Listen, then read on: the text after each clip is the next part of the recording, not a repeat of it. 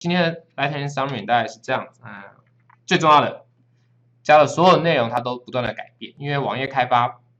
过程本身现在就还是因为太多人在开发网页，所以大家不断的在改善这个过程。或许以后会有更标准一统，它也不是为了标准，就是它实在太好用，它就一统江湖，大家都选择它。或许，可是这个可能还要很久。那你们要学的就是怎么样去追最新的技术，怎么样去评估哪个技术好，怎么样去使用最适合自己的技术。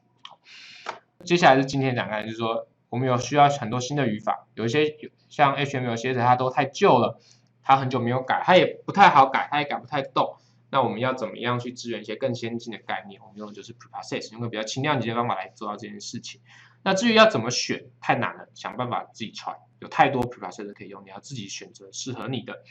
然后记得要多读一些文章，好，然后最后大家可以看看我 automation 录了多久，反正我偷录了一个很重要的概念。好，那可以大家整回影片都没有教任何语法，因为我觉得那些东西应该是你有能力，而且你应该要自己去学，好，那不是重点。但是或许你会去摸索看了这些语法之后，你会说，哎，我为了这个语法，这个语法怎么那么好？为了这个东西去学 preprocessor，不过那是你自己的工作。